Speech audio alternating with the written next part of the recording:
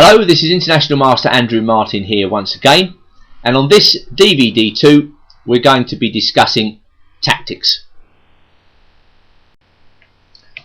Welcome to DVD 2. Now, a master from the past, Richard Teichmann, once famously remarked that chess is 99% tactics. I'm not sure I fully agree with that remark, but there is definitely an element of truth in it. Many, if not most games, are decided by tactical mistakes. So what I'm going to do on this DVD is to introduce you in a very basic form to all the major tactical ideas in chess, and then we're going to see how they work out using complete illustrative games, so that it's okay to present them in the most basic form, but what you really want to do is to see how they work out in games and see how these tactical mistakes ensure that games are won and lost. So we go straight into the tactical ideas section now, and the first thing I want to illustrate is a pin. You may or may not have heard this term. Now, the pin is a very powerful tactical device. The pin ties the enemy down. When you pin a piece, it means that it cannot or should not move. Your piece can move, therefore it's mobile. His piece can't move, therefore it's passive. Just let me illustrate how this might happen in a game. There are two types of pin you should know about. What I'm setting up on the board is a fairly standard queen's pawn opening, and here white now puts the black knight in a pin. The white bishop pins the black knight. This is called a normal pin, because of course if black is completely insane, he can move his knight, but then of course he would lose his queen. So the knight is therefore tied down. That in essence is a pin. Now if I play back to the very beginning of the game, let me try and illustrate another idea for you. Alright, we'll have black play d6, white plays e4, black plays knight c6, and now the white bishop again puts the second black knight in a pin, but this time the pin is absolute. The black knight cannot move under any circumstances. It's pinned to the king. So an absolute pin and a normal pin. Now, the best advice I can give you, because pins crop up in virtually every game of chess, if you're in a pin, get out of it as quickly as possible. There are several ways to get out of a pin. The first way, and by far the simplest way, is to unpin. Therefore, black's simplest move, and probably his best move too in this position, is to just get the bishop to d7 and unpin. Now of course the knight can move. Okay, black's last move was very modest, but it's a perfectly reasonable defensive move. So the unpin is perhaps the most common way of getting out of a pin, and very effective. Just going back one move. A second way to resolve the problem of a pin is to attack the pinned piece. So for instance, a6 is another reasonable move for black. Now white's got to make a decision. Does he move in and double the black pawns after bishop takes c6? That's one perfectly good move. Or just going back, does he keep the pin up and increase the pressure by playing bishop a4? In this case it's true, black can again break the pin by going b5, and then probably white will retreat to b3 and the game continues. The final way you can get out of the pin is simply to take the pinned piece.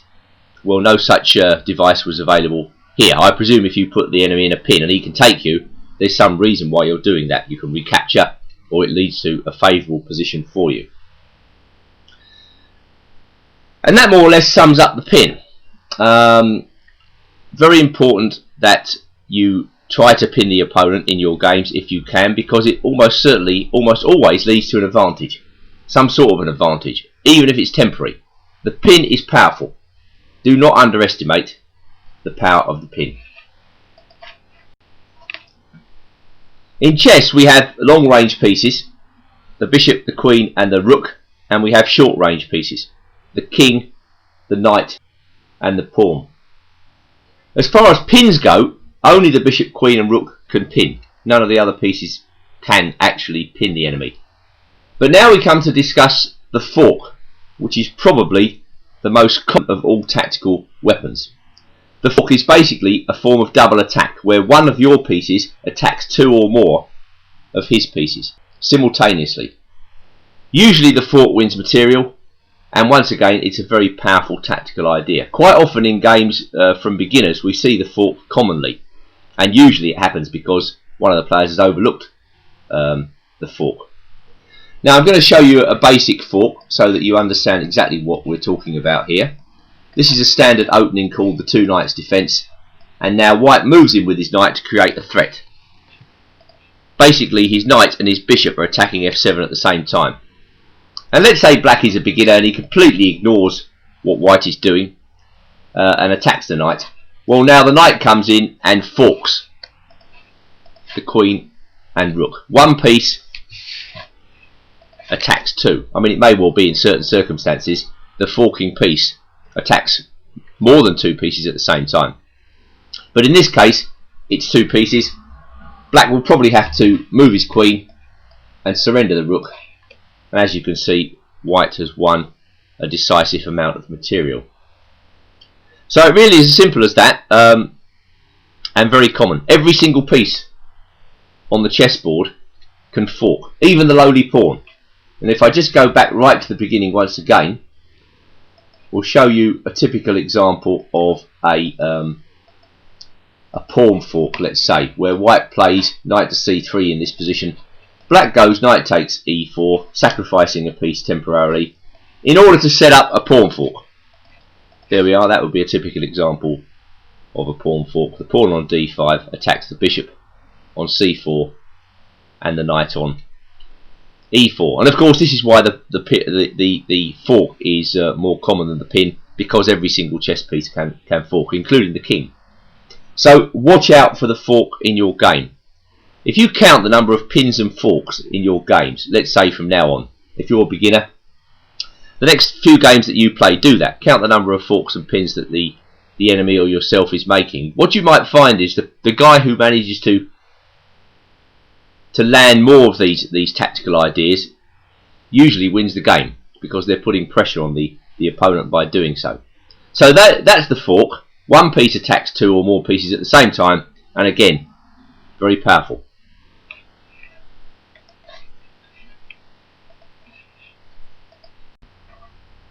Now, knight forks are especially common in a game of chess. They can crop up at every stage, but they're especially devastating in the opening, when one or other player has neglected their development to such an extent that they have permitted a tactical accident. Now here's a cute example where black gets in on the act early with a knight fork, completely wrecks white's position, and then not only does black win material, he finishes white off with a further bishop fork, which wins the white queen and compels resignation. How's it done? Well, I'll show you. White plays d4, black plays d5, and now white plays the queen's gambit, which is normally the most solid and strategic of openings. And black responds with a trappy move, bishop f5. If white isn't ready for this move, he can actually go under quite quickly, as we're about to see, as white continues to play a whole host of normal queen's gambit moves. And now black plays the slightly peculiar knight c6. Well, I'll tell you, as soon as I see that move, alarm bells start to ring in my head. I begin to wonder what black is up to. And in fact, when white moves in with an attack on b7 here, black shows what his opening play is all about when he plays knight b4. And now I'm pretty sure that a lot of white players would be very shocked by this move. Black is moving the same piece twice, and yet the threat of knight c2 in this position is incredibly strong. The black pieces team up very well, and well, in this little snippet white doesn't recover from the shock. He tries a check. Useless checks are also something the newcomer to the game must avoid. There's no point in giving check unless there is a reason for so doing. In this case, white is only encouraging black to play a decent move. I think white in this example is basically so shocked by what's happening to him, he can't recover in time to find any sort of defence. Now comes the knight fork. Check, forking the king and the rook. The king must move. Black snaps off the rook Dejected, white takes on c6, hoping to gain some compensation. But now a second fork. In comes the bishop. We don't often see two forking moves so early in the game, and this is completely devastating. White resigns as he is losing his queen. Well, it's not always going to be as catastrophic as that, but you get my drift. You've got to watch out for the fork at every stage. As we know, every single piece can fork, but knight forks can be especially effective. Now we come to the skewer, which is basically a form of X-ray attack. The skewer is less common than the pin and the fork, but it's still a very important tactical weapon. Here it's black to move, and black plays rook d1 check, skewering the king to the queen, almost as if the rook is holding a lance. The lance pierces the white king and skewers the white queen beyond. Again, it's only the rook, the bishop and the queen that can skewer enemy pieces. Skewers usually crop up in the endgame and they're almost always decisive. They win material, as you can see here. The white queen is lost. So watch out for the skewer.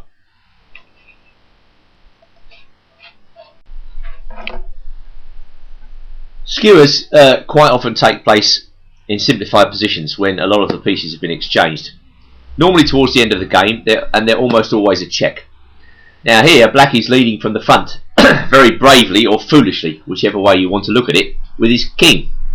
However, he's about to receive a big surprise with white to move when he plays queen b3 check. This skewers the king to the queen, the king must move, and then white snaps on queen. This type of tactical device, the skewer, crops up a lot in chess, and as I say, towards the end of the game it's far more common. There now follows a couple more examples of a skewer in actual over the board play, and here white to play is about to skewer using his bishop. He simply plays bishop g2 check, and we see that the king is skewered against the queen. The king must move, and white takes the queen. So that's a simple example of a bishop skewer. My next position is admittedly very, very basic, but it will illustrate the concepts of discovered check and double check in a very simple form. Discovered check and double check are usually deadly moves. Double discovered check is among the strongest moves in chess aside from checkmate. They are completely forcing, they compel the enemy to do what he doesn't want to do. This is why they're so strong. And here, white to move can actually land a double discovered check in two different ways. He can either move his bishop to f4 when the black king is under attack from both the white rook and the white bishop. That's double discovered check. Or just going back, white can also give double and discovered check by going bishop to b4 check. Again, we see the white rook and bishop teaming up against the king. Now the king has to move in this situation. It wouldn't matter how many pieces black had to block these checks. He can't block two checks at the same time. So the king must move, and presumably by playing in this way, white has gained some sort of an advantage. I mean, this position is highly unlikely to occur in a game, but it does illustrate the concept in its simplest form. A double check and discovered check can often lead to checkmate, and these types of moves are seen at the very end of a lot of games. So watch out for double and discovered check in your own games. I'm sure you are playing these ideas already without actually knowing what they're called.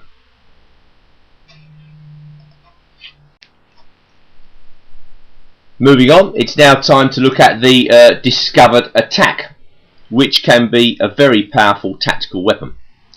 A discovered attack occurs when one of your pieces moves off a line, unleashing the power of another one of your pieces behind onto an enemy piece. I think I can best illustrate this by setting up a famous position from Petrov's defence called the copycat trap, where white moves in to take the pawn on e5 and black rather carelessly plays knight takes e4. Now queen e2 immediately puts black into trouble, because when he moves his knight from f6 from e4 back to f6, White plays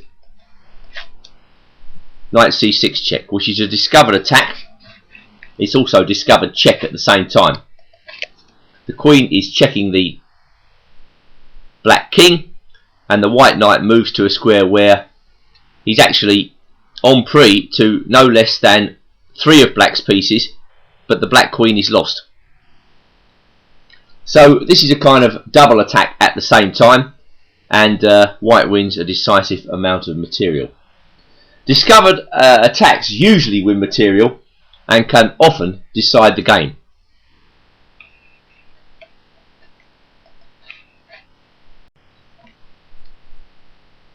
The next concept is very important, and I want you to concentrate on it carefully, because it's the first hint of combination in chess.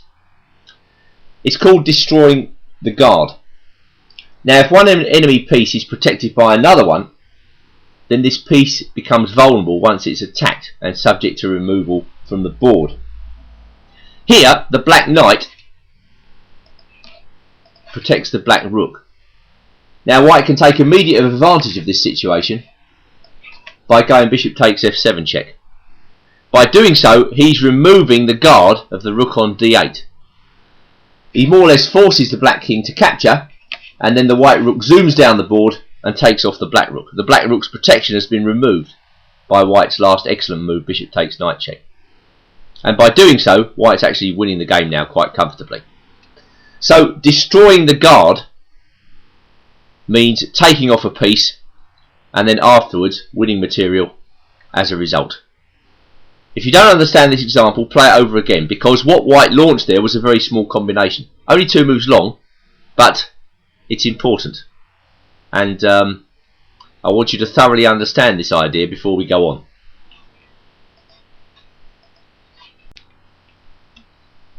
Moving onwards and upwards, we now come to the idea of the decoy, which is often confused with deflection, but in fact there's a difference between the two, quite a big difference. And a decoy occurs where one of your pieces lures one of the enemy pieces to go to a square that he really doesn't want to go to.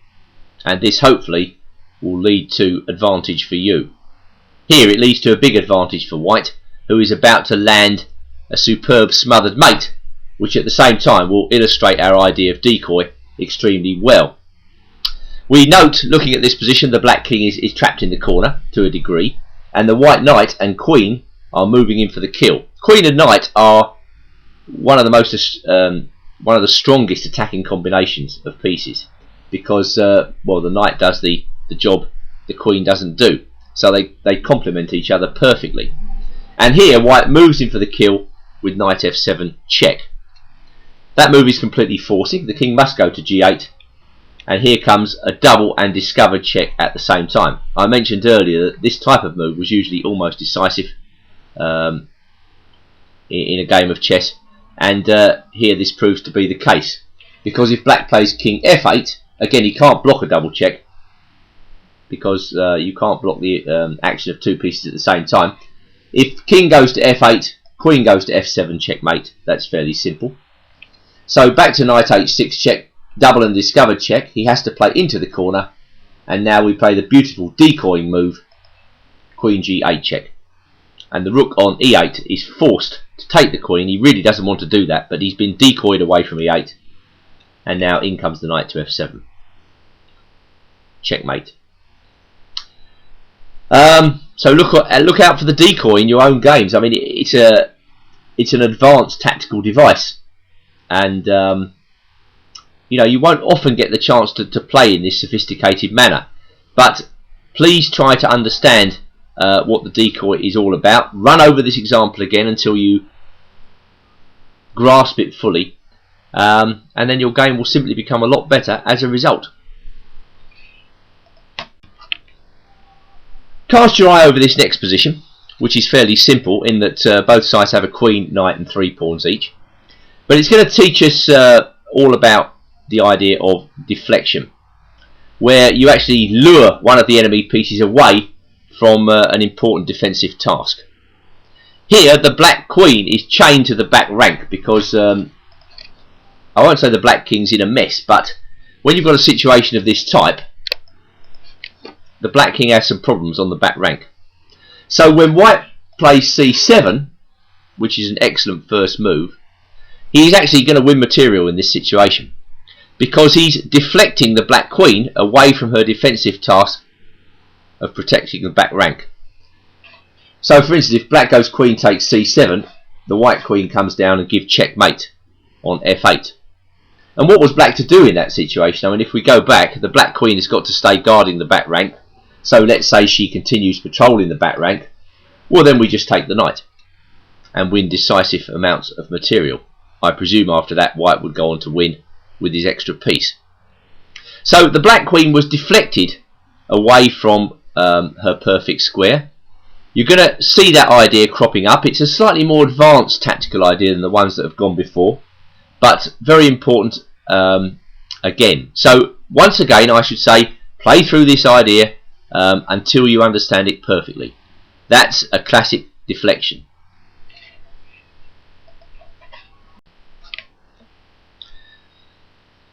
Cast your eye over this next position, which at first sight seems pretty level. The only difference between the two positions is that white has a light square bishop and black's bishop patrols the dark squares.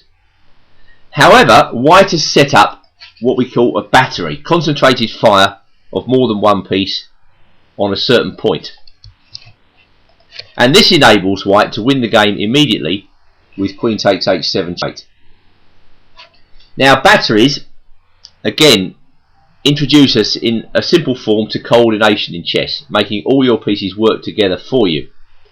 And in this case, the white queen and the white bishop form a battery to attack a certain point in the enemy camp and destroy it. So it's almost as if the pieces are teaming up against the enemy to destroy him. So a battery, it's one or more pieces teaming up to attack the enemy at a certain point. And here it was very clinical. White just went straight in and checkmated. Of course, it won't be as simple as that in your games, but you get the idea. Make your pieces work together for you. Use them together.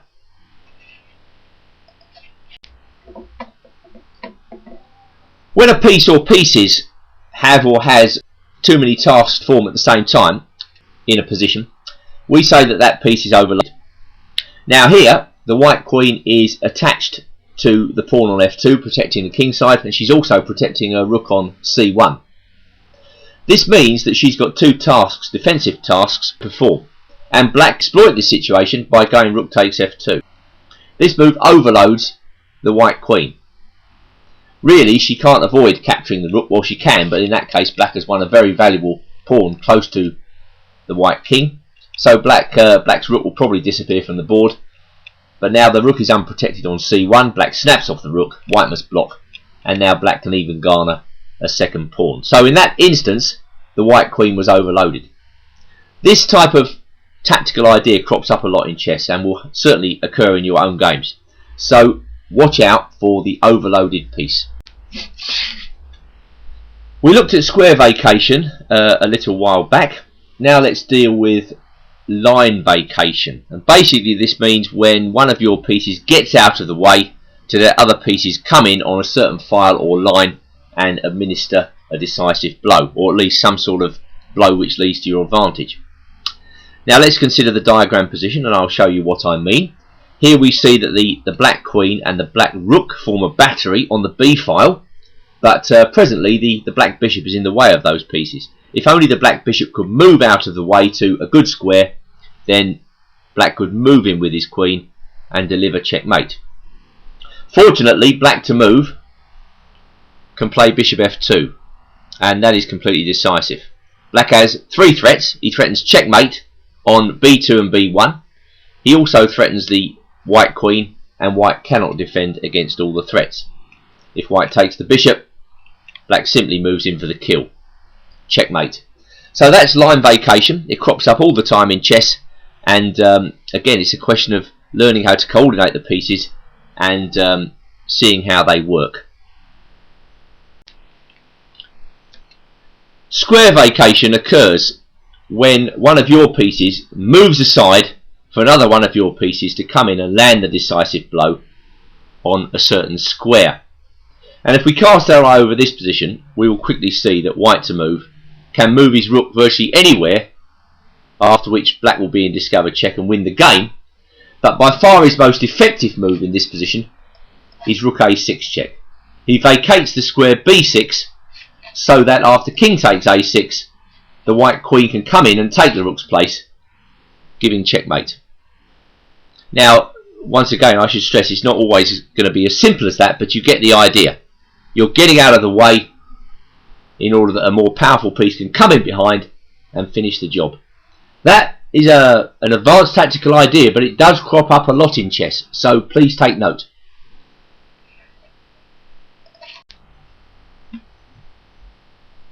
Perpetual check is a nice tactical way to end a game. It usually occurs when a player is losing the game and manages to rescue himself by giving a series of checks which the opponent's king is unable to evade. And one such situation has cropped up in the diagrammed position, where it's pretty clear that black is in a spot of bother here due to the passed pawn on b6, and white advances this pawn in order to try and make a queen. But black is in the happy situation of, believe it or not, being able to administer perpetual check here, or win the pawn. Black goes knight c7 check. White plays king to a7 to maintain contact with the pawn. Black goes knight to b5 check, and after king a8, black can play knight c7 check. White makes one last try with king b8, but black again plays knight b5. And now the threat is for the knight to go back to d6, after which the pawn on b7 is lost. So white must move aside again. Knight c7 check, and we see black administering a slightly odd form of perpetual check. Usually the queen and rooks would be giving the checks, but this time it's the knight that gives perpetual check, and the game ends in a draw. Just one more try.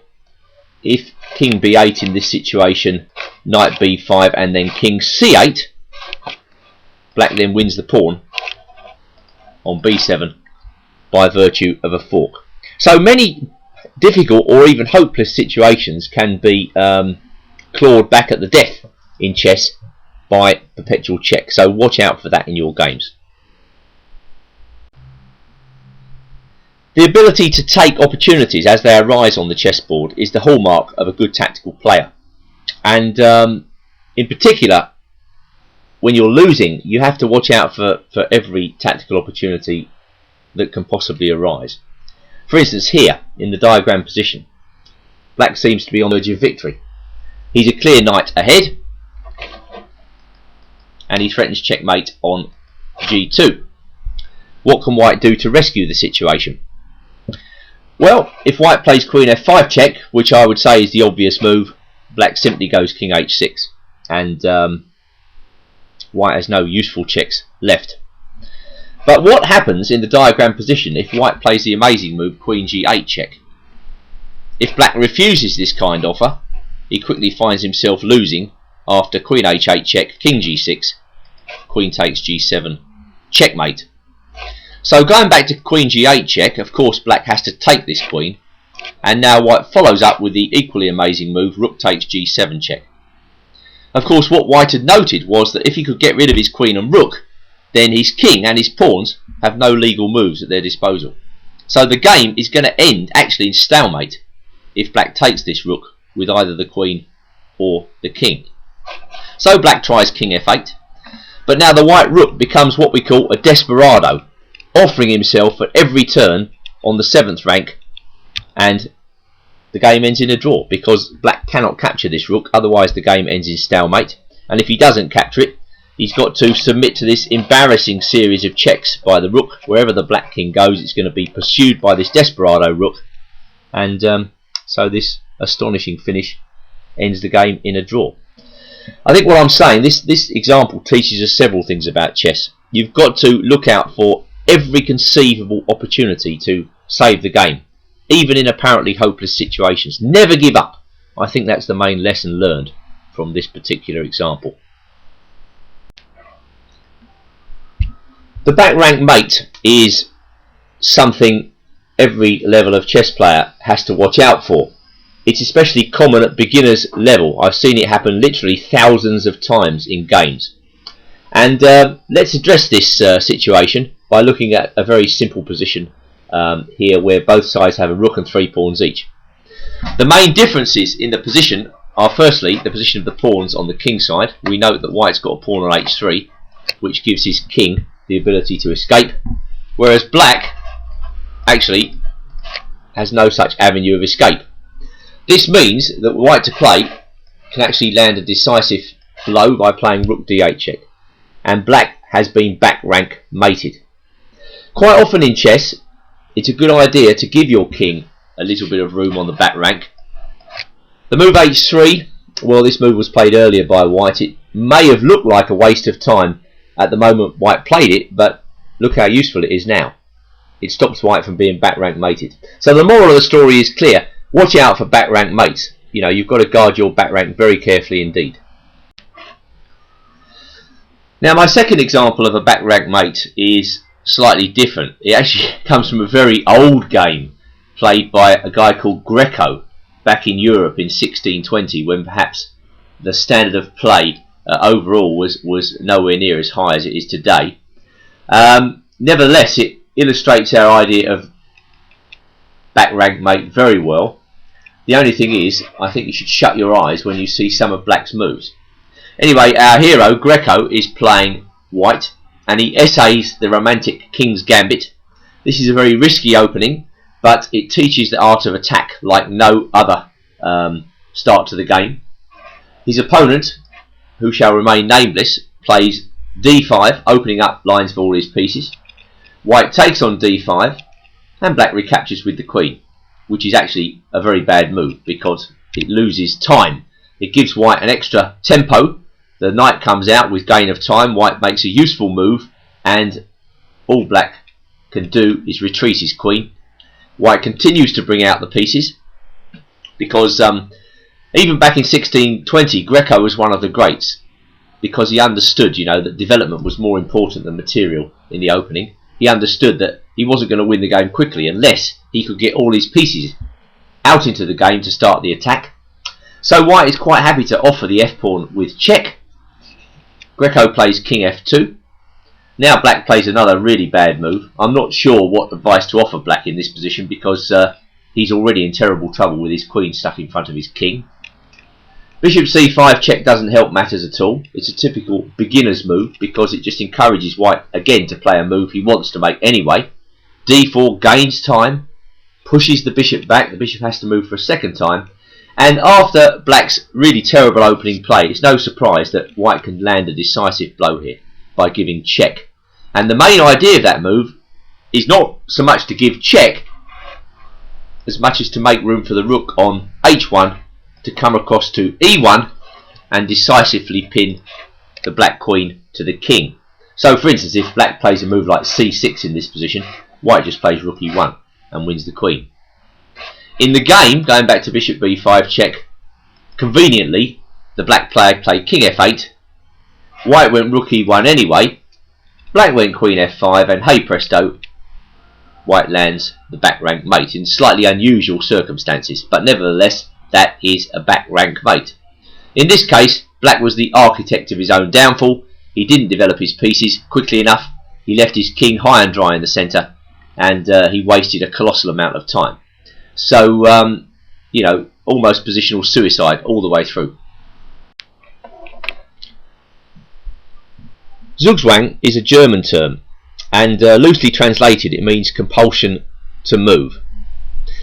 A situation can occur in a game of chess where really you have no useful move left. Any move you make leads to a deterioration in your position, and this is perhaps the most basic situation I can find which illustrates what Zugzwang really means. Here, if it's black to move, black's got only one legal move. Black would much rather pass in this situation and put white on move, but if it's black to move, black has to move out with king d7, and then white moves in for the kill with king f7, after which the promotion of the pawn cannot be stopped. Just retracting one move, as I said, obviously black would like white to be on move in this situation, because white would have to play king e6. Any other king move loses the pawn, but after king e6, of course, it's stalemate. So in fact, despite the fact this is a basic position, it's actually mutual Zugzwang. Neither side wants to be on move in this situation. So Zugzwang, simply stated, is a very bad situation to be in. And, well, once you've been in Zugzwang, you won't forget it very easily. We now come to a couple of German terms, Zwischenzug and Zugzwang. You'll hear these terms cropping up from time to time when tactics are being discussed, or you might play through a game in the magazine and see somebody mentioning these ideas in the notes, and these situations will certainly crop up in your own games. Again, I'm going to keep it as simple as possible, and we'll deal with Zwischenzug first, which basically means an in-between move. Now here, if we consider this position, black plays rook takes h4, and well, the beginner might automatically stretch out to play queen takes h4 in reply, but in that case black will be a clear pass pawn up for nothing and will probably go on to win the game. However, what black overlooks in this position is the in-between move, queen d8 check, and this turns the position on its head, because black must move his king, and now white gets to take the rook with check. What a difference, because king must go back to g8. Now white comes in with his queen again giving check, black must play king h7, and white snaps off the pawn on a5, which brings us to a situation of material equality and a likely draw.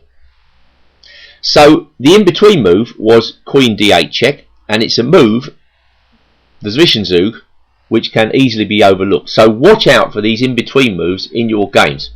They certainly crop up quite frequently.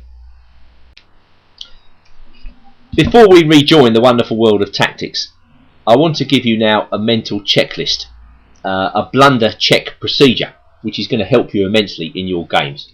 It's a routine which you follow after the opponent has made a move and before you make a reply. Simply ask yourself a series of questions. The first thing is to check all the captures in the position and the checks. Can he check you in any way? Can he take any of your pieces? And vice versa. After you've done that, you ask yourself the question, what is he trying to do? What are his plans? What are his objectives? Then you ask yourself, what am I trying to do? What are my plans? What are my objectives? And the final thing is to check for surprise moves. Have I missed anything? Should be your mantra. Laborious at first, this routine soon becomes second nature, until it eventually, after a very short period of time, becomes ingrained in your mental makeup. You just do it naturally. You see, strong players just do this routine automatically, and you will avoid blunders using it, I promise you. This routine, although it's simplistic, has worked wonders with many players who were blunder prone. And of course, once they start cutting out obvious mistakes in their games, their results improve. They become revitalised as chess players. They gain confidence as a result.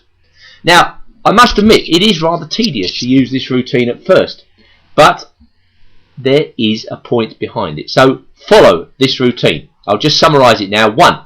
Note all the checks and captures. 2. Ask yourself, what is he trying to do? 3. Ask yourself, what am I trying to do? Finally, number 4, check for surprise moves. Have I missed anything? You'd be amazed. This will cut out most of the major blunders in your game.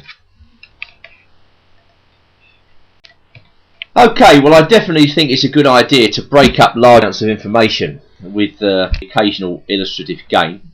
So I've got a couple of games from you now, which I hope will introduce you to the way these tactical motifs appear over the board. I mean, what you want really is when you come to play the game of chess yourself, you want to be able to recall how these tactical ideas work so that you can use them to your advantage in your own games. So my first game comes from the French Team Championship in March 2009. Playing white is a French master called Yannick Berthelot, and playing black is Sebastian Feller, Grandmaster, graded 2-5-2-5. And the opening is the French defence. White opens with e4, black plays e6, white plays d4, black plays d5, and the French defence, I'm not sure whether it's an opening which can be recommended to beginners or starters to the game. It's a very solid opening. Three-time world champion Mikhail Botvinnik stated that the French was a difficult and dangerous opening. It's certainly dynamic, although black has a slight problem with the bishop on c8. It's not a free and easy position for black, it's complex, and the French defence suits players who have a reasonably sophisticated understanding of the game. It's not at all clear what black is going to do with his bishop. In return for getting this sturdy influence in the centre, black has had to block this bishop in. And so there are a number of question marks hanging over black's position in the opening phase of the game. However, black is basing his play on counter-attack. And already, as you can see, black is threatening pawn takes pawn, which is why white brings his knight out to c3 to defend the pawn. Now there are a number of alternatives for white. White can try knight d2, that's called the Tarrasch variation. Again, the slight problem with that move is that white blocks in his bishop on c1. But the reason for putting the knight on d2 is that white wants to be able to play c3 at the right moment, should black think about attacking that pawn. I mean, it's routine in the French defence for black to play a move like c5 attacking the centre. So white always wants to have the option of playing c3 in mind, should this situation occur. Going back to d5, white may play e5.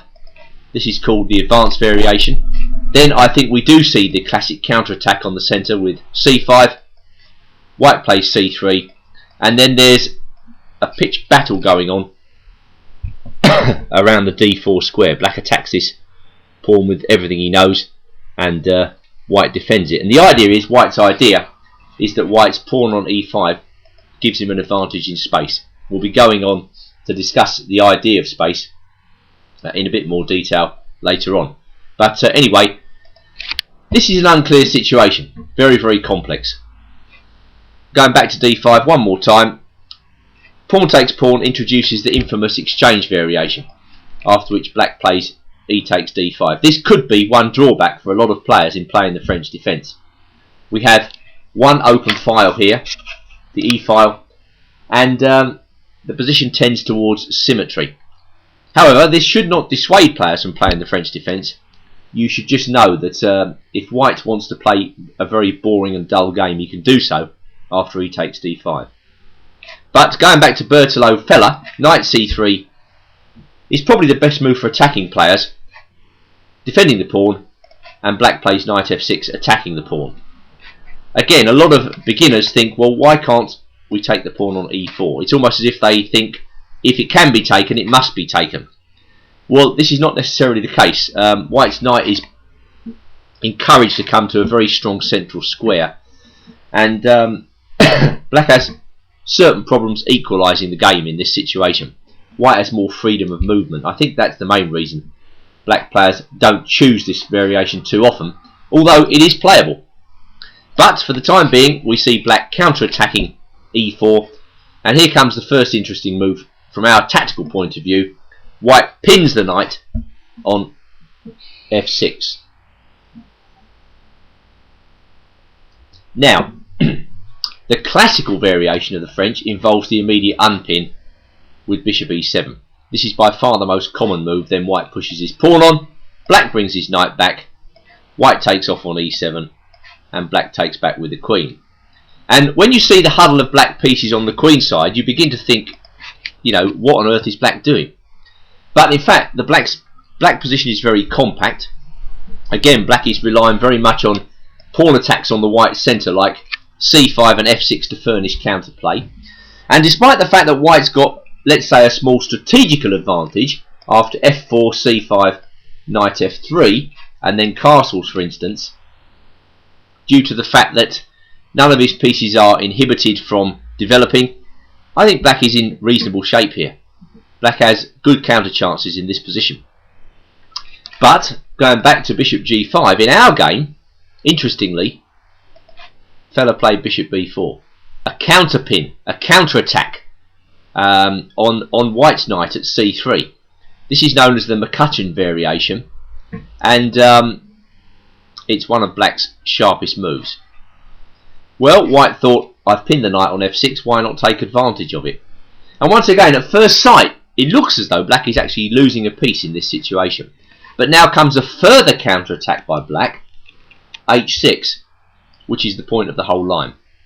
This is another way of getting out of a piece. I did mention it was possible to attack the pinning piece, and here this is black's only salvation. Of course, if white drops back with bishop h4, black has to go the whole hog and play g5. And admittedly, the black pawn position is shattered after e takes f6, g takes h4. But this position might not be so bad for black. He can actually look forward very quickly to rounding up this pawn on f6. And he hasn't lost material. He's got two nice bishops, and the pin on c3 is still on. So, I don't know, that variation is not too good for white. If white takes on f6 with the pawn, black must capture the bishop on g5. And a lot of beginners would think, well, once white plays f takes g7, black's survival is not long for this world, because this looks like a crushing move. But black is still surviving with honour after rook g8. And if white sets a little trap here, queen h5, hoping for black to play rook g7 so white can go in with a fork, queen h8 check, again black can defend against this comfortably with bishop f8. After queen h5, another interesting move is queen to f6, after which again black regains this pawn on g7 and emerges with an excellent position. I think what this short variation teaches us essentially is that white can't hope to attack and demolish black's position with only one piece. I mean, he's going in here with his queen alone. The pawn on g7 is a goner, and black is developing at the same time as regaining material. So what all this means is, and going back to h6 now, is that h6 is a very effective move, and a lot of people like the McCutcheon for its counter-attacking potential, and because black can negotiate the tactics in the early stage of the game. Well, white played bishop e3 in this game. White usually plays bishop d2 in this position, breaking the pin, and then black will take on c3. And the main line goes b takes c3 by white, knight e4. The knight on e4 is black's linchpin in this variation, and then white would go queen g4, counter-attacking once again on g7. And so battle is joined. You may be noticing already that this opening leads to a very fierce struggle, which is why a lot of players employ it and are happy to fight against it with white. In general, the fearless approach to chess is the correct one. It's going to be the style which garners most points and gets you respect from your opponent. The more passive the style, in general, the less respect you're going to get from your opponent. And so, if you're starting out in chess, it's best to cultivate a nice free-flowing attacking style, because you're going to win more games if you do that. Well, bishop e3 was answered by knight e4, and now we see the pin being accentuated against c3. But amazingly, white ignores this pin and goes in for another counter-attacking move of his own, queen g4, which threatens queen takes g7, which is pretty destructive. And black moves to meet this with another peculiar looking move, king f8. But a move which is probably necessary. There is another move here, and that's g6, but that move weakens the king side. So in general, black thinks to himself, well, white's got to deal with my threat on c3 fairly quickly, or I'm going to win a rook in the corner. So if I just protect my pawn economically with the king, let's see how he deals with the idea. Now, just going back, you might have wondered what would happen after knight takes c3, and I really don't blame you, because that move looks quite strong. So that if white goes queen g7, black will move his rook, and now there seems to be a threat of discovered check with the knight. Well, after that, I think white can play the point of the whole line, a3. Now white's attacking two pieces at the same time, and if bishop a5, then he can go in with bishop takes h6. This is not a favourable situation for black, because He's got pieces under attack, the rook especially, and I'm not sure how black plays this position. For instance, if he goes queen e7, white even has the amazing move here, bishop d2. A theme which actually we will see in the game a little later on. White actually pins the knight on c3, a counter pin. This is an intricate battle of pin and counter pin in the opening. And, well, white's going to regain the material back he just lost. The knight is pinned. It's going to be lost if black goes knight e4. White can simply snap off the bishop on a5. And now you see white's established a winning trump. This pawn on h2 is called a pass pawn. And as you can see, it's got a free run all the way up to h8. Suffice it to say that this position has been encountered in Grandmaster play and seen to be very unfavourable for black. So that takes us all the way back to queen g4 and the modest, outwardly modest king f8. Now we get this idea of a3. Alright, if black wants to take on c3 with the bishop, let him, and then grab another pawn. White is building up terrific attacking chances in this position with ideas such as h4, and now white's even thinking about bringing the kitchen sink to the attack with rook h3 to f3, after which the black king starts to feel the heat. In general, in this position, if you're thinking about grabbing material in the opening, the opening is the phase of the game where development is far more important than material. Okay, you can establish a winning advantage on material in the opening, but it's much more sensible, usually, to get your pieces out. So, this is why black just plays bishop a5 in the game. He wants none of that pawn grab, and he keeps the pressure on. And white physically keeps on encouraging him to take that pawn after bishop d3, and black finally bites the bullet. Well, we know what to do now. Pin and counter pin. White does not take the knight on c3. Instead, he pins that knight, and when the knight moves, if the knight moves, black is going to lose his bishop on a5. But it's now that Feller starts to play very, very well. It looks as though he's in a spot of trouble in this position, because he's pinned. Okay, he's a piece up, and his king seems to be exposed, but the typical French defence move c5, a counter-attack on the white centre, now starts to look quite decent, and black has good counterplay in this situation. White takes back the knight, about time, and black brings his knight out to c6. Very typical of the French defence to organise play against the pawn at d4. No matter, says white, I shall just bring my own knight out defending, and now I'm looking forward to an attack on the black king. Black blocks the position with c4. What black is hoping for when he plays this variation is to first of all ride out the initial tactical exchanges. Secondly, he now hopes to think about going after white's weakened queenside pawns. If there's a drawback to this type of position from white's point of view, it has to be that there's no plan B. White more or less has to land a decisive punch on the enemy king, on the black king at f8, or he's going to feel the weakness of his pawns on the queen side. And this motivates black's next move, queen b6. Black is thinking of going on a raid with his queen all the way down to b2, and this is exactly what happens. Now white has some problems with his pawns. He's probably going to lose one of these pawns. So what he's got to do is to launch some sort of attack here and try to compensate for the lost pawn by more or less checkmating black.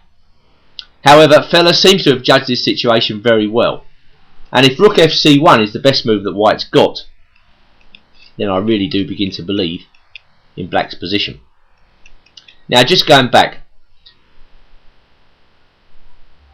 when I first saw this game I thought rook fc1 is very passive, but then I understood black's idea.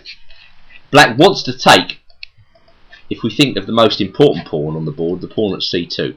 If he gets this pawn, his queen can return to the king side to help in the defence. And if black was a pawn up and he managed to exchange the queens off, this will make his life a lot easier. So this is why white defends the pawn at c2, allowing black to take on c3, so that, you know, hopefully white will have a bit more time to build up the attack. Well, bishop takes c3 was played. Looked a little bit submissive when I first saw it. I thought, well, why can't white just attack the queen with rook ab1? then I think black simply takes this pawn on a3, and the problem for white is he can't play rook on a1, rook to a1 in this situation, because black can just whip it off. And without rook a1, white is simply 2 pawns down. It really is as simple as that. Whereas we talked in a previous variation of white's passed pawn on h2, here black now has the same sort of advantage, this incredibly strong passed pawn on a5. So if white didn't checkmate black in the next few moves, I guess black would simply think about pushing that pawn all the way down the board. So going back to bishop takes c3, white took it, black recaptured, and now h4, not so surprising. I think white is down to attacking moves, vague attacking moves of this type. Rook g8, carefully defending. Queen f4, making room perhaps for the g pawn to try and bash through to the king. Bishop d7, pawn up to h5. I think white plays that because he's still thinking about coming through with g4, g5, but he doesn't want black to be able to play h5 in response. So he fixes the black king side by playing h5. And now fella just calmly moves his king out of the way. An excellent move. And after rook a2, which again is a very miserable move for white, but I think white has to somehow include his rooks in the attack, otherwise there is no attack. And now rook a f8. And I think we can definitely say in this position black is winning. Black has negotiated all the complications. He's a pawn up, and he's got his pieces in nice places. Moreover, black is now thinking about, believe it or not, attacking the white king with moves like f6 or g6, which in turn open up files for the black rooks. So this is an excellent situation for black. Rook d1 was played by white. Black played king d8. White played king f1, seeing a possible black attack brewing, and black just calmly went king c8, getting his king out of harm's way before launching the counter-attack with g5. Another typical French defence idea, and in this case exceptionally strong. Black's point, well, what is it? First of all, if white takes en passant, black has an enviable choice of recapture. I'm pretty sure he would capture with the rook in this situation, and then maybe play his other rook to g8, or certainly think about it. h5 is also possible after rook takes g6, with the idea of rook g4, after which the pawn on d4 would start to be exposed. So white settles in the game for the miserable move queen e3. He could go on an adventure with queen f6, but then the d pawn drops, and well, trading a central pawn for a wing pawn is hardly to white's advantage in this situation. I really don't like this for white. His centre is going to get annihilated, and all the black pieces are in very good positions. But the game, I'm not sure. Queen e3, I mean, swapping off when you're material behind. I just think white got demoralised with his game. The fact that the opening had gone completely wrong, and all his pieces are on very clumsy squares. So black essentially strolls to victory from here on in. He continues his attack on the king side. He plays f5. E takes f6, and because the pawn on f6 is pinned now by the rook on f8, black can take time out for the excellent move bishop e8. And the point of this is that when white plays bishop takes g4, black has rook takes f6, both attacking the king and defending the pawn at the same time, and after king g1 he has rook g5. I have never seen a white position more disjointed than the one we have here. All the white pieces are not coordinated with each other, and the rooks make a pathetic impression when compared to the black rooks. Black is very compact. He's attacking the pawn on h5 now, and the white king is really under extreme pressure. What does white do? He continues to swap off. This can be no answer in this situation, with black so well coordinated. Pawn up to c3. There goes another one. Bishop takes h5. Bishop h3, retaining some hope, and continuing to pin the pawn on e6, but this pin is easily resolved. Black simply just gets out of the pin. King comes to e1. Rook g8. rook f2. Making a move like this depends very heavily on entry squares. If the white rook could find some entry square somewhere in the black camp, it would really help, but there's no entry square to be found. So black played b5, white went rook b2, black went rook b8, and white decided, in a rather gentlemanly fashion I must say, to resign this position. What happens when a guy resigns? Well, basically he gives up, and black is presented with the win. What white is saying to black is that I've got no hope in this position. I can see what you're going to do. You are a pawn up. Every one of your pieces is perfectly placed, and your winning plan is a5 and then b4, breaking through, forcing a passed pawn. That pawn on c4 will become passed in the long run, and it's a hopeless struggle against a player of Grandmaster standard. So that was an interesting game in many ways. I hope you enjoyed it. The opening skirmishes, tactical skirmishes, were interesting. Both players pinning and counter pinning, and it was fun all the way through, I think.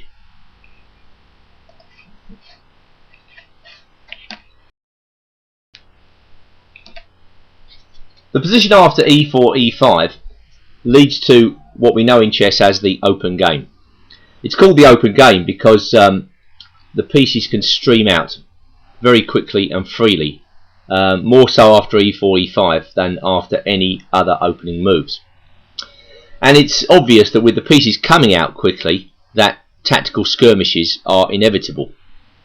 So if you play the open game, and this is how most beginners are invited to play at the start of their chess careers, you're going to learn about how to develop quickly, you're going to learn the basics of chess in the quickest possible manner, and you're going to learn how to attack.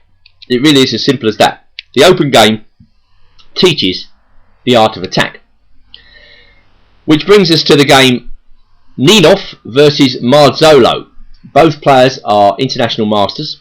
This game was played in a French Open tournament in 2008. It is a short, sharp, shocking game with many tactical moments. So I thought I would present it to you now. For the time being, both players develop normally. I mean, just taking play back one move. White has already created, after two moves, a threat. Now, threats are a very good thing to create against the opponent. They put pressure on the opponent. They put pressure on the enemy to defend. And if you can put pressure on the enemy, the more pressure you can mount, the better your chance of winning the game. It's much better to be putting pressure on than to be continually defending against threats. So, okay, this one's an easy threat to nullify. Black plays knight c6. White continues with bishop c4. Black plays knight f6, the two knights defence, and now white goes in with knight g5. We saw this basic position in our section on forks. White is threatening the pawn on f7 with his knight, and I said that if black ignored the threat, he would get into trouble. Well, that's exactly what Marzolo does. He plays the amazing move bishop c5, and this is known as the Wilkes-Barre variation. It is an astounding idea. Black intends nothing other than a sacrifice of a piece, maybe more pieces than one, in order to get a massive counterattack against the white king. Now, going back to knight g5, it's far more common for black in this situation to block the threat by playing d5. Blocking the threat is always the best way if you can do this. And in this case, black blocks white's threat and counterattacks at the same time. Play then goes pawn takes pawn, knight a5. This is probably the best move. Please note that if black plays knight takes d5 in this situation, white has two dangerous moves. He can play d4, which I think is the best move, or he may embark on the fried liver attack, a very famous chess opening where white sacrifices a piece in order to fork the king and the... Black's only defence is king e6, and then builds up on the pinned piece at d5 with a very strong attack. I would advise beginners to steer clear of this position, because the defensive task that black has in this situation is very serious indeed. I mean, it may be that black can survive this position if he defends perfectly, or if you're using a computer. But for the average player, forget it. It's just going to be too difficult. Fortunately for black, he does have this counter-attacking move, knight a5, but you have to be prepared to sacrifice a pawn. After bishop b5 check, c6, d takes c6, b takes c6, and now white's a pawn, but he gets kicked around for a while, and black gets very nice development here after, for instance, another move like bishop d6. So this is a known gambit. That's one way to play this line for black.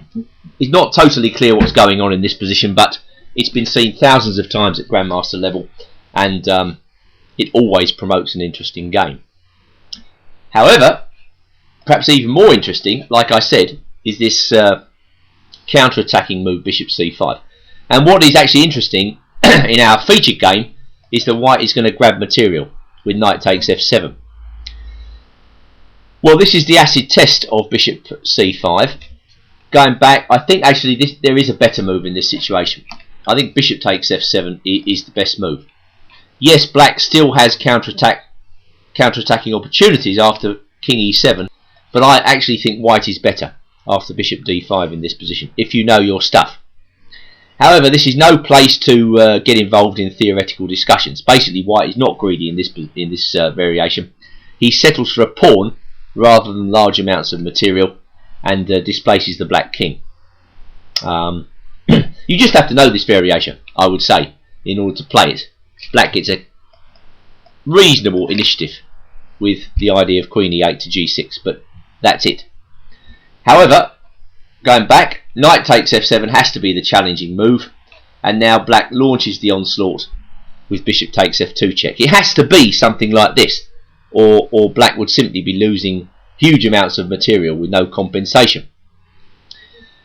Now white plays king f1. He's saying to black, well, you're still forked. I'm not going to take your bishop and expose my king. I'm going to move my king to f1, and then I'm going to take your rook on h8. Just to show you what happens after king takes f2, well, I mean, it's obvious that white is going to be under serious fire after knight takes e4. Wherever he puts his king, the black queen is going to enter the fray, probably on h4. And once again, the onus is on both players to know their stuff. You need Olympian memory to play this variation with either colour, because the variations are so intricate. But many games have been lost by white in this situation, and very quickly and brutally, because when your king is under fire, you can easily make a mistake. It's a nerve-wracking situation, which again I would advise beginners to try to steer clear of. Keep your safe king, and chess is a much easier game to manage when your king is safe. In contrast to here, with the white king stuck in the open. Anyway, what's interesting about this game is that Ninov takes and lives after king f1. Black plays queen e7. Knight takes h8, thank you very much. The fork seems to have succeeded. And now comes d5. All hands on deck.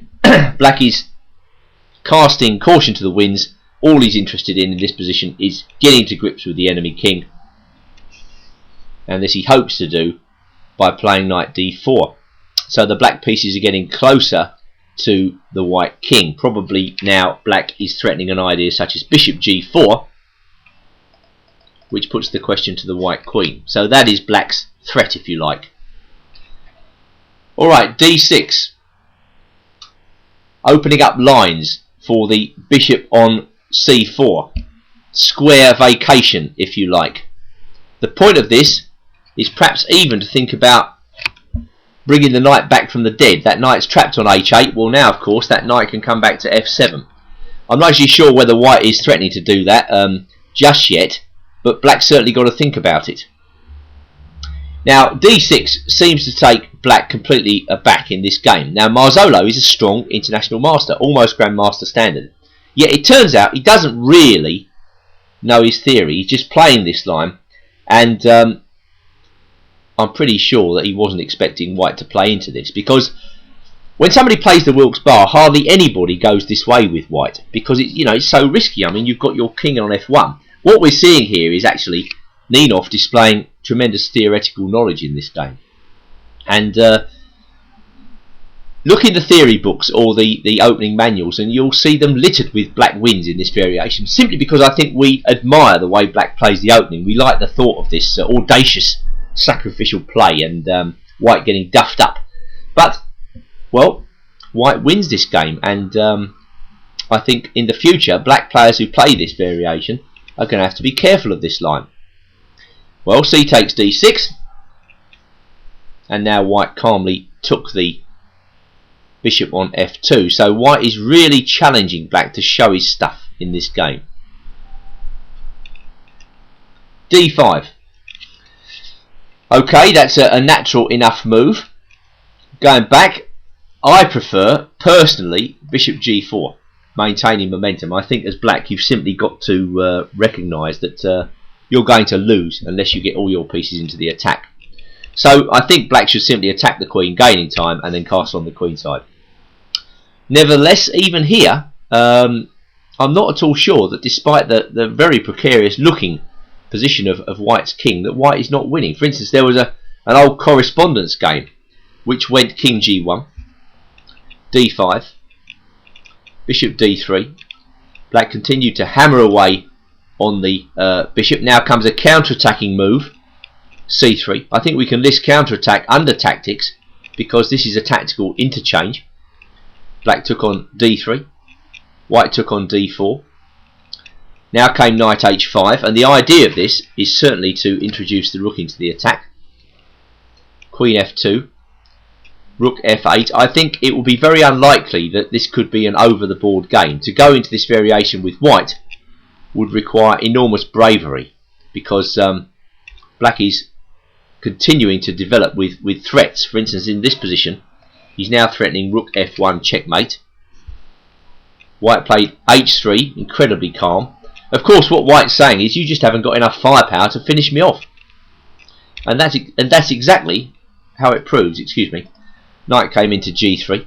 Exactly what happens. Knight comes to d3. And now white employs a typical master device. He gives back material in order to reach a winning position.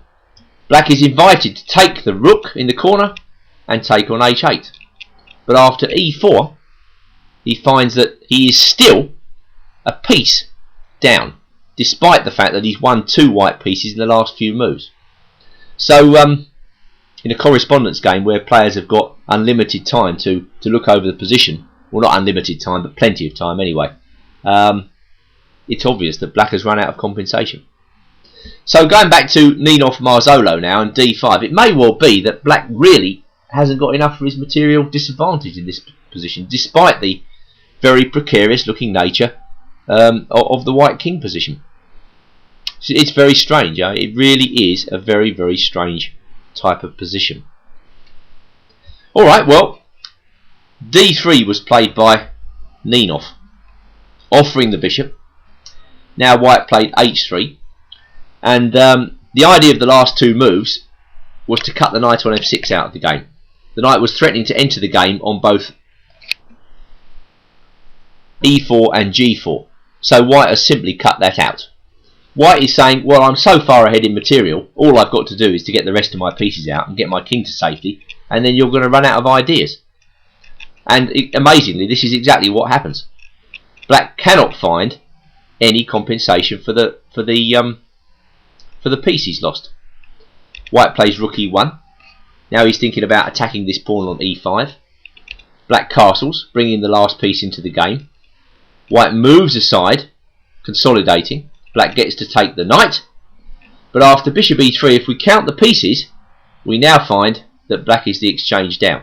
And now white is threatening bishop takes d4, which would take advantage of the pinned piece, or the pinned pawn, excuse me, on e5. Queen d6 by black, stepping out of the pin, if you like. Knight d2, bishop c6, and now white continues to bring his knight into the game with knight c4. Black plays queen d5, a battery of queen and bishop, checkmate on g2. White defends. Black plays b6. Well, once you see black playing moves like he's just been playing, b6 and king b7, you know the game is up. Because if he can't find anything better than that, he's simply the exchange down, rook for knight, without any compensation. When you're material ahead, by far the safest way to play is to swap off and so this is why white plays bishop takes d4. Queen takes d4 check. Queen f2, and Marzolo had enough. He actually resigned. The black attackers run out of steam. Well, black can continue to swap off with queen takes queen, but after king takes queen, this is a fairly straightforward win for white. The pawn on e5 is not long for this world, and well, black has no attack left. Tactical blunders abound at all levels in chess, but they are obviously less frequent the higher one climbs up the greasy pole. Quite often at club level they are caused simply by tiredness or carelessness, let's say. Now, what I'm going to do next is to actually give you a method of avoiding tactical mistakes in your games. I think this is going to be helpful. It's called the blunder check procedure. So we'll go on to look at that now.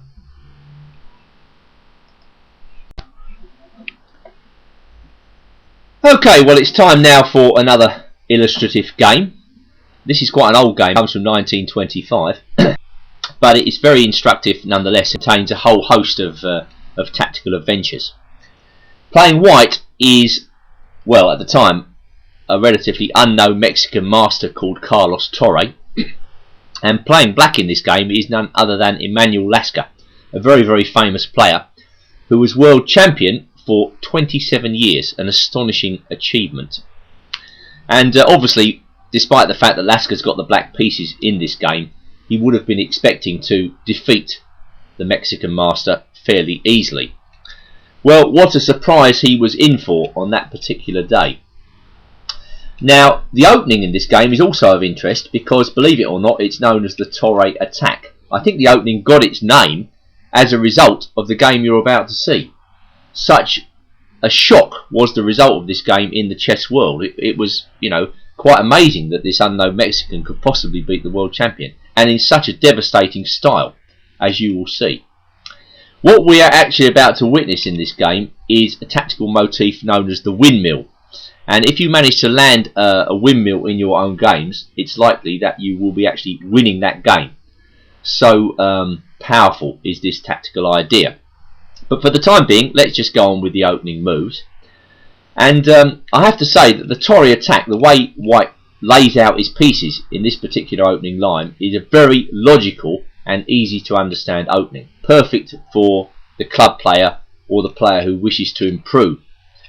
White's opening system is based on very solid foundations. As you can see, he's bringing out all his pieces. He's reinforcing his centre, which makes it very difficult for black to actually attack the white central formation.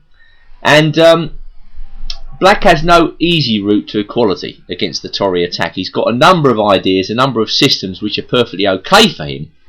But if black doesn't know what he's doing, then he can often fall foul of a devastating kingside attack, because that is white's eventual aim in this system. White develops his minor pieces, he gets castled, then he looks for opportunities to attack the black kingside. Well, what Lasca does is respond cagily. He knows that white's system is very logical. He knows that he can't assault the white formation just like that, but he wants to win the game. So what he does is very cunning. He avoids immediate contact. He creates a no man's land on the 5th rank, as indicated by the green arrow, and he waits for the opportunity to get counterplay. He lays out his pieces very, very cagily. It's almost as if black has 3 ranks to white's 4, with this no man's land on the 5th rank. That's okay with black if you have room for your pieces. So the challenge for Lasca really is to find room for all his pieces, and at the same time develop counterplay gradually. Obviously he's got to watch out for what Torre is doing on the kingside, but for the time being there doesn't seem to be any kingside pressure. So over the next couple of moves both players just develop their pieces very sensibly. White brings his rook to the middle, and black fortifies his kingside. And now it's really down to white to demonstrate what he's doing in the position. I mean, otherwise the white position is all dressed up and nowhere to go, you might say. So Torre plays bishop c1. Now that, when I first saw it, I thought that is the move of a man who doesn't know what to do in the position. But then it became clear that actually white is vacating the g5 square for his knight. He wants to try and add fuel to the flames by playing knight g5. And with queen h5 in the offing, threats could easily start to mount against h7 and f7 in this position very quickly, if black doesn't now start to create counterplay. Well, of course, guys who have been world champion for 27 years have an acute sense of what is possible in a chess position, so Lasker knows that this is the right moment to start counterplay on the queen side. By pushing the white knight across to a3, and I'm sure Torrey played that move to avoid exchanges, he's letting black get some counterplay with b4. C takes b4, knight takes b4, and here's the move Torrey was probably relying on to give him some chances, queen h5. Now there are certainly very dangerous threats to both f7 and h7. But Lasker plays simply, bishop takes g5, showing his excellent defensive skills. I mean, one way of actually beating back an attack is to exchange off the attacking pieces. So this is the simple mechanism that black is just going through with here. He's taking off the knight on g5, then he's removing the bishop on d3. Admittedly, the white rook can come across to g3 now, but let's take a look at the positives from black's point of view. There's an isolated pawn on d4, and there's an offside knight on a3. All of these factors in the position give black hope, and with Lasker's next move, queen a5, he's beginning to actually get the upper hand in this game. He's hitting the rook on e1, and he's also attacking the bishop on g5, which is now pinned to the white queen. So white has now got to start playing with ingenuity to rescue this situation, and Torrey proves himself up to the job, for the time being at least, with the move b4. And this is a purely tactical move. Now, well, actually this is quite an interesting situation, because at first sight it looks as though black can't take this pawn in view of rook b1, when the black queen is actually skewered to the bishop on b7. But it turns out that actually black can escape this situation, and maybe this is the variation Lasker could have gone in for and should have gone in for. He escapes with queen a5. And the first point, of course, is that white can't take the bishop on b7 because of queen e1 checkmate. Now, Lasker probably didn't do this, and going back to queen a5, because of the move knight c4. But the problem with white's position is all his pieces are undefended. The queen's undefended, the knight is undefended, both his rooks are undefended, and loose pieces can often drop off the board. I think black can bring his position together in this situation with queen d5. Black now threatens checkmate himself on g2. So when white plays knight e3, black can continue to assault the undefended white pieces by playing queen e4. And if white brings everything together with rook d b3, then black simply goes bishop c6. And I'm not sure why Lasker didn't go in for this variation, because at the end of it, he's a pawn up, and white's kingside attack, well, really is nowhere to be seen. I'm not even sure how, without his rooks, white works up any sort of kingside attack in this situation. So it's funny, going back to b4, despite the fact it looks impossible to take that pawn, I think that's precisely what Lasker should have done. But he was not a man to shirk risk in his games, and so queen f5 is also a logical move. I mean, it attacks the rook on d3 and maintains the pin on the bishop at g5. Alright, Torrey swings his rook across to g3. And now probably this is the next move that Lasker was relying on, h6. He wants to win that pinned bishop. Alright, knight c4 by white. For the time being, he's actually dissuading black from taking the bishop, because if black takes on g5, white gets the chance to land a three-way fork, a splendid move, with the splendid move knight takes d6. And now the queen's under attack, the rook on e8, and the bishop on b7. Probably black's best in this situation is to go queen g6. And that leads to Leads to the game burning out really after a lot of exchanges. Queen takes g6, knight takes g6, knight takes b7. Let's say black plays rook a b8 here. Then white goes knight c5 and brings everything together at the end with the move knight b3. And it's hard to see this game between two strong master players, even given that one of them is world champion and the other guy is an unknown master. It's hard to see this situation in ending in anything other than a draw. I mean, I think black plays, for instance, f6 in this situation, and it's fairly level. So, going back to the game, Lasker wants to win this game, and that's why he keeps the tension with queen d5. He's still hoping to win that bishop on g5, but he's in for a shock.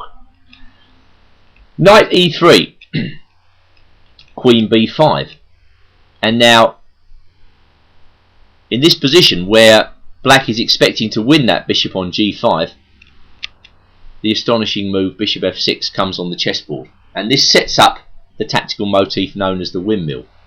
The problem for black is that his queen on b5 is unprotected.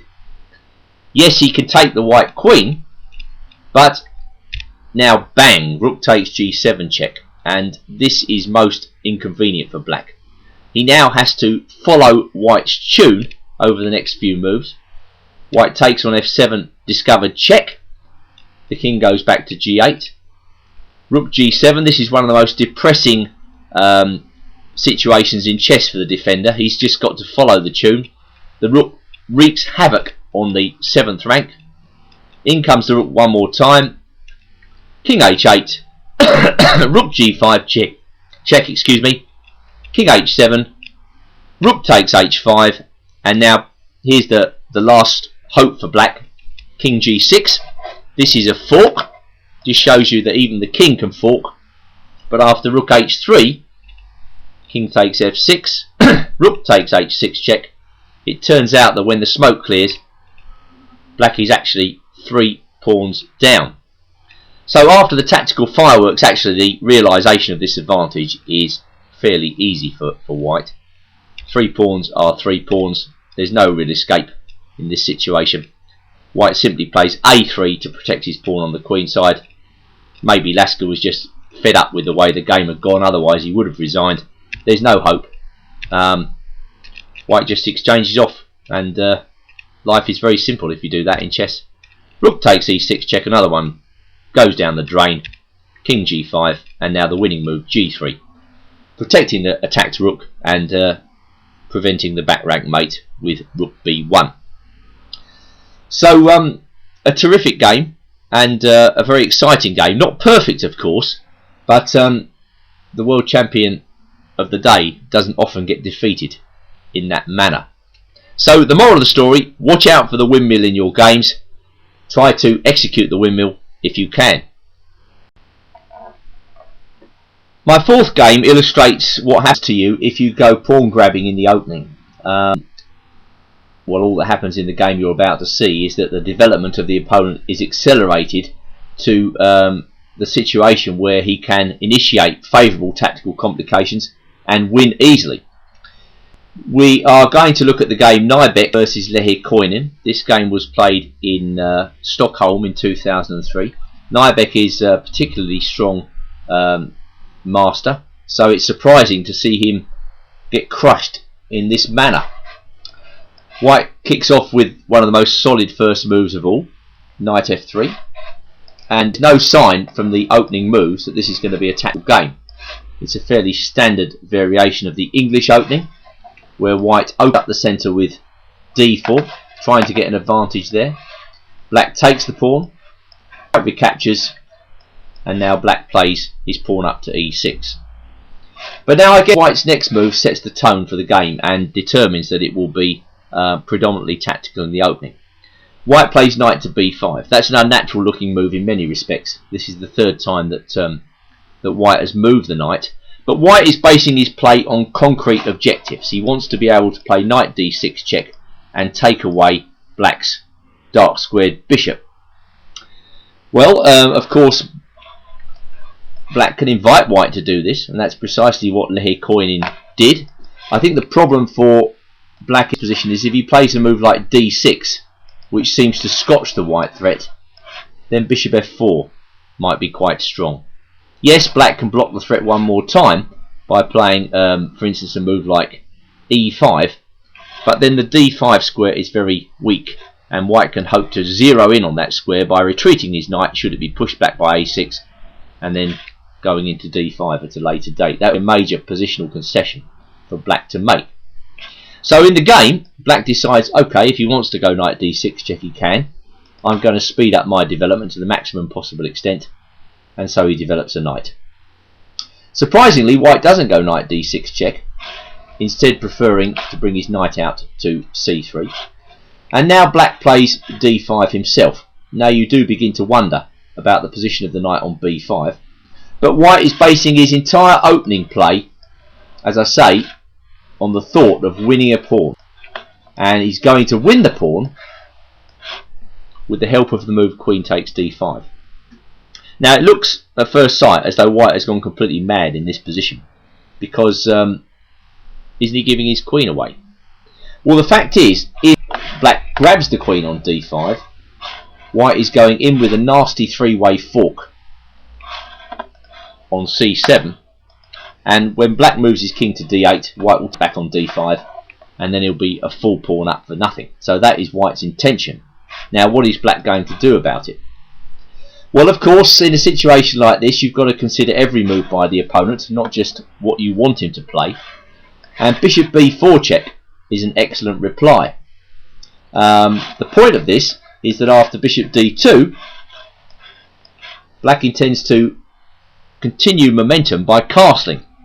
And I've no doubt at all that Nybeck thought to himself, well, okay, if I take the queens off here, I shouldn't be in too much danger.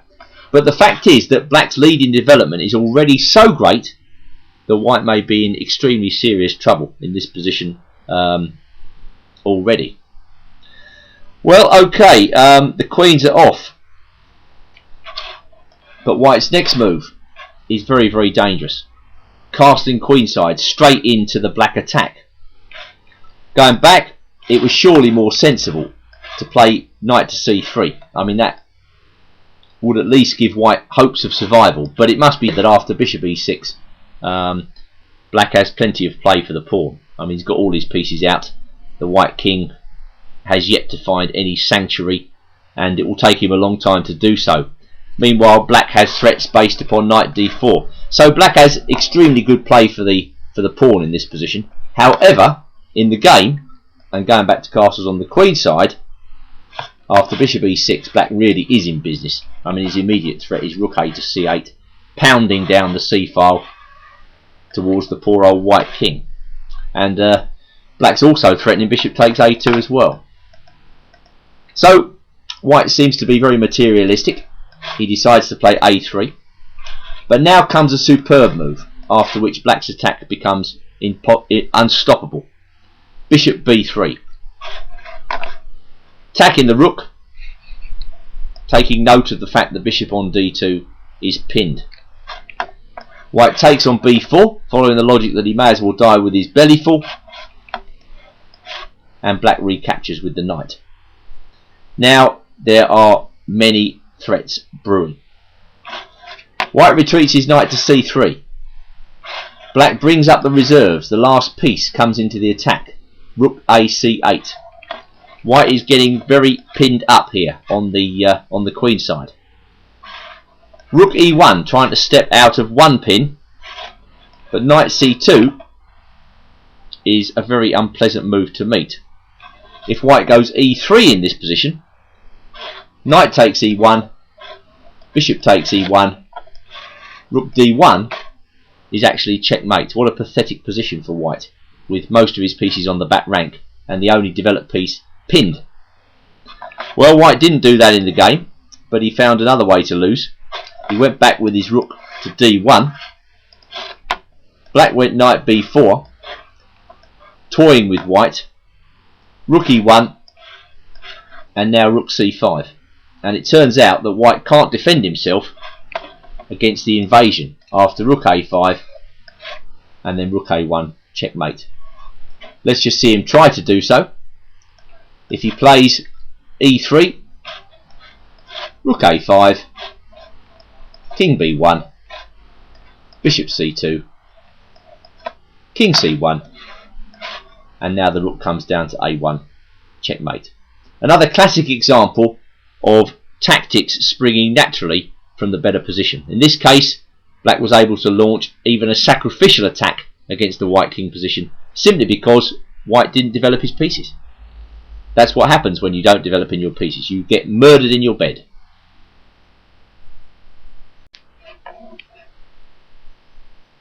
My next game is a brilliant tactical adventure by black, but of course white sets the scene for his own demise by grabbing hot pawns in the opening. It comes from a tournament played in Antalya in Turkey in 2004. Playing white is a fellow called Ersahin, who I imagine is a Turkish player. Playing black is a fellow called Bakalat, whose grade is about 2350. So that is good master standard on the international rating scheme. And the opening is a Sicilian defence. This is one of black's sharpest responses to the king's pawn. It's the one which is favoured by many master players when they want to play flat out for the win. It promotes asymmetry and almost always an exciting game. And white meets the Sicilian by playing the open variation. He opens the centre with d4, promoting a tactical struggle. Alright, c takes d4, knight takes d4, and black plays g6. Black is focusing on the square d4, trying to destroy white's control of the central area. Well, white protects his knight with bishop e3, and black brings out the knight with knight f6. This is known as the accelerated dragon variation. Now white goes in for this tactical adventure. Knight takes c6, b takes c6, and now e5, which at first sight looks awkward for black, but black can actually sacrifice a pawn in this situation with knight d5. Well, the position's by no means clear after knight takes d5, c takes d5, queen takes d5, but black's point is that in order to grab this pawn, white has lost a little bit of time. The queen on d5 is exposed to attacks from, well, maybe the bishop coming to b7 or the pawn coming back to e6. And black's rook on b8 has become very active and is immediately attacking the pawn on b2. So, I guess you could say this is a sacrifice for time. Alright, bishop comes to c4. There are many moves for white in this situation, but this seems to be a pretty good option. Bishop develops with gain of time because of course white is now threatening checkmate on f7.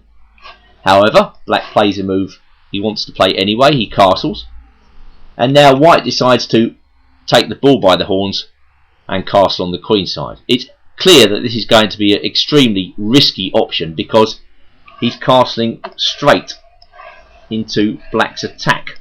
Well, of course, as long as black can get his major pieces on those files. Queen c7 seems to fit the bill. Queen comes to a nice attacking position on the c file and attacks the pawn on e5. Well, of course, that pawn is white's pride and joy. White's a pawn up. He shouldn't surrender the pawn on e5 because, of course, the pawn on e5 is restricting the bishop on g7, which is, of course, the point behind black's next move. Black wants to bring this bishop to life, and as soon as that bishop is brought to life, then the pawn on b2 starts to look very creaky indeed. E takes d6, an amazing move. Just giving up b2 like that.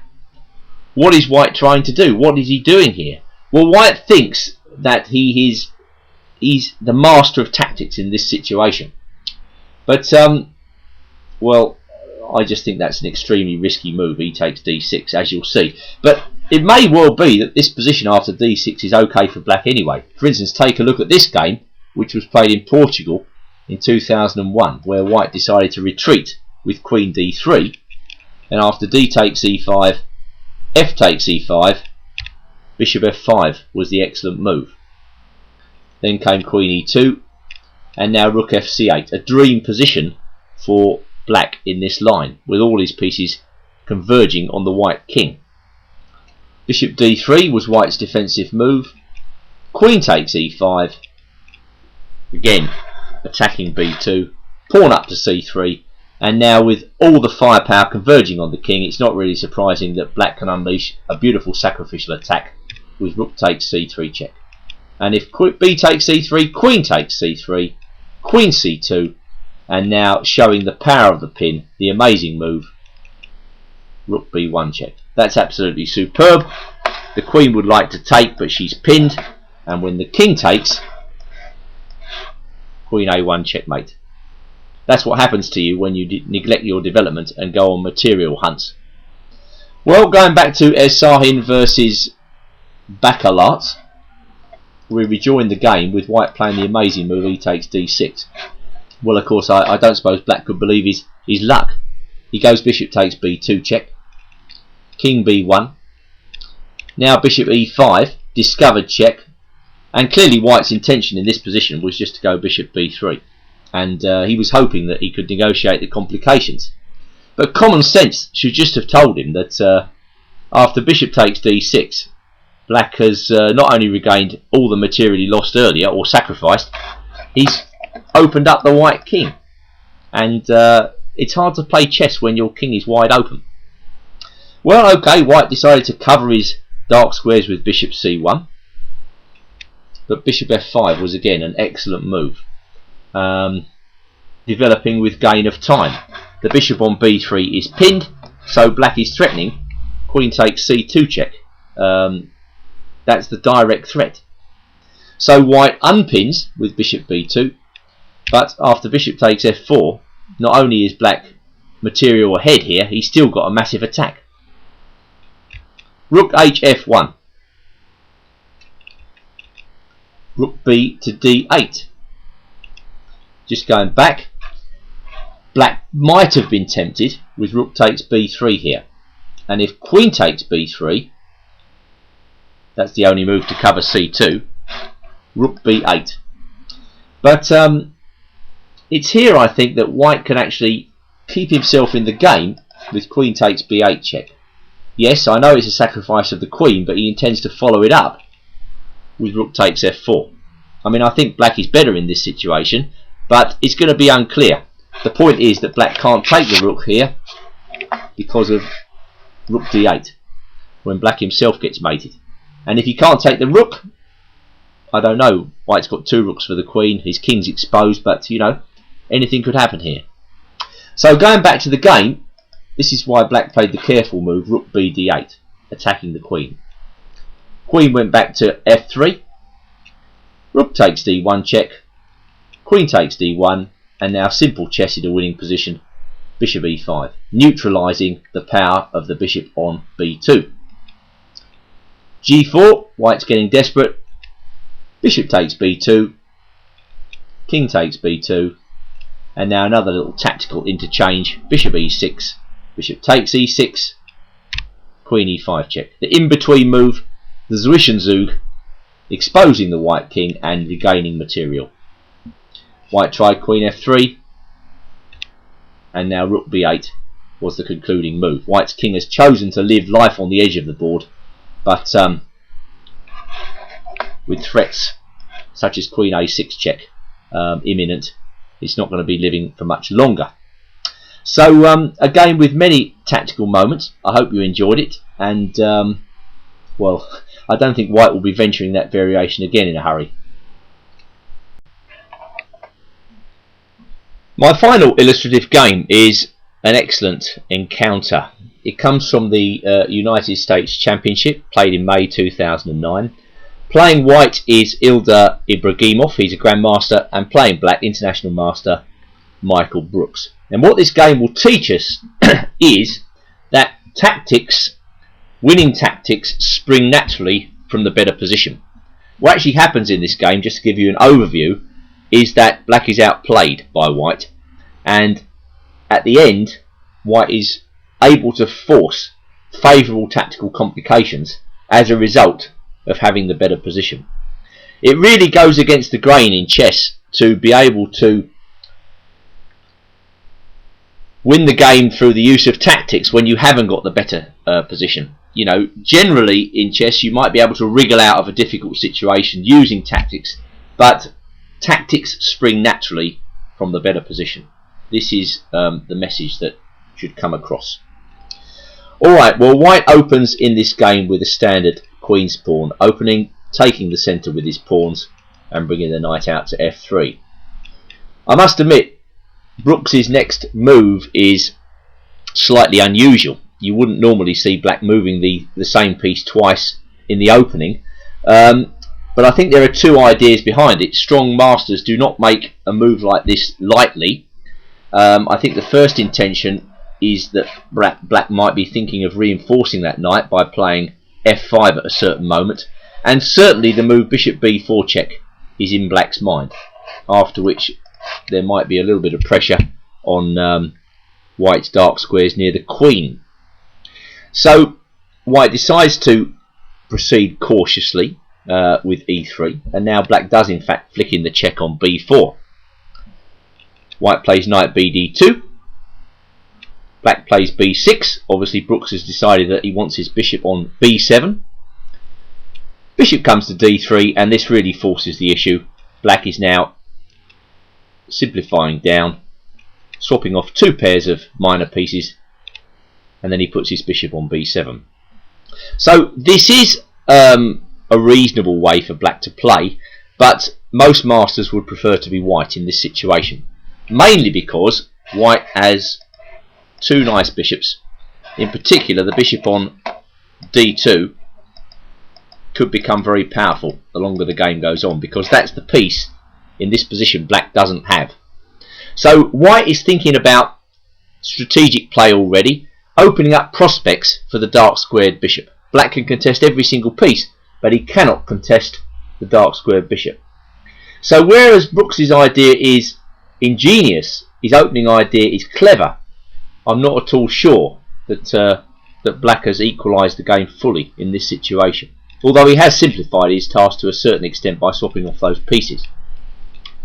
Well, white takes the centre with e4, black castles, and then Ibragimov brings out his queen to h5. So white might be thinking about playing e5 here, unleashing the power of the queen and the bishop against h7. So black plays f6. If white plays e5 now, then it's possible black may respond with f5, blocking the threat. So instead of e5 straight away, Ibragimov decides to castle on the queen side, and now it's going to be a question of whether white can push home his attack before black gets his queenside pieces out. Well, Brooks played queen e8. I think that's a sensible move. He's offering the exchange of queens, after which white's attack dissipates. So white refuses the exchange of queens, retreating to h3. Now black plays e5, and the idea of this is to break the power of the bishop on d3. White is not going to be allowed to play e5 to unleash that bishop himself. However, e5 is a move with downsides as well, because what it means is that this bishop is going to become stronger. If white can lever open the game for the bishop, the dark square bishop, which he's now starting to do by playing f4, then black could run into difficulties. Knight d7, f5, interesting move. White blocks the position, but once again he's thinking of a pawn lever. He's thinking of going g4 and then g5. He's thinking about playing his rook to g1, and then at the end of it all he's thinking about pounding down on g7. And it's no secret that that pawn is fixed on a dark square, which makes it a natural target for white's bishop on d2. Knight c5, g4, queen a4. Of course black could take the bishop on d3 in this position, but that bishop isn't doing very much, and he also exchanges off a pretty good knight for well, what is actually not a particularly good bishop. Moreover, in this opposite colour bishop situation, white still has his natural attacking plan of h4 and then g5 available. Going back to the game, black played queen a4 and white played king b1 to protect the pawn on a2. Bishop a6. Black is piling up on the pawn at c4. Bishop c2. Ibragimov is happy to jettison the pawn in return for time on the black queen. The black queen retreats, and now a further attacking move by white, gaining momentum, g5. So white sacrificed this pawn for time and momentum. F takes g5. Bishop takes g5. The bishop is now starting to come into the game. White is starting to think about tactical strikes on the black king side. Brooks defends g7 carefully by playing rook f7. And now the next move by white is rather ominous. Rook to g1. I think with this move, white announces that he's going to put all his firepower on the g file and then play bishop h6. And so it proves. In come the white rooks to the attack. Black tries to rush the knight back to the defence, but white doubles up his rooks. I think white is now thinking about maybe tripling the major pieces on that file by putting his queen on either g3 or g2. It's interesting to see that once black took that pawn on c4, his own attack has evaporated. Brooks played queen c5. Rook comes to g3. Rook a f8. Queen g2. Rook comes to g8, and now the move we have been expecting, bishop h6, taking advantage of the fact that the pawn on g7 is pinned. Knight f6. Bang. Rook takes g7. The problem for Brooks was that his queen is a long way from the action on the king side, and the bishop on a6 isn't really doing anything at all as far as a defensive function is maintained. So rook takes g7 really, you could say, is a winning move. Queen takes g1 check was played by black. He's hoping to buy a little bit of time by exchanging off a few pieces. And now in this situation, Brooks has got a rook and a knight for the queen. But if white plays carefully, it's hard to see this being enough. The problem for black is he's also got an exposed king. And white should be able to find a way to combine threats using his queen to take advantage of this situation. Well, Ibragimov played queen e1. Black played king g8. And now white played queen to c3. Bishop came to b5. And now a4 was a good move by white, giving his king a little bit more room and perhaps intending to leave open the black queen side with the help of moves like b5 and then a5. It's interesting to see that although black can check on the back rank, let's say with rook g1 check, this really doesn't achieve very much after king b2. The white king is protected by a sturdy screen of bishop and pawns, and white will be looking for a way to manoeuvre his queen into the game, possibly with the help of moves like a5 and then queen a3, followed by the opening up of the queen side. So after b4, black went a6. I mean, I think that looks like the move of a man in time trouble, because it actually just makes the black queen side easier to attack for white. White went queen to d3. Black went a5. B takes a5. White is quick to seize on the opportunity. Queen c3. And now bishop takes a4. Well, that really does look a rather desperate move. It looks like the move of a man who has no time on the clock. He's just rushing. Bishop takes a4. Knight takes e4. Maybe there'll be some tricks, but white just takes another pawn. Rook e7. Okay, probably black was so short of time he didn't have enough time to resign, because it's now completely hopeless. The queen shows her terrific mobility there, switching from one side of the board to the other. King f7, and now bishop d1. Another elegant move, setting up ideas, winning ideas of bishop h5 check. So not an enormous number of tactics in that game, but when the tactics arrived on g7, black was quite unable to resist, because, well, he had been strategically outplayed to that point. So very good game by Ibragimov, and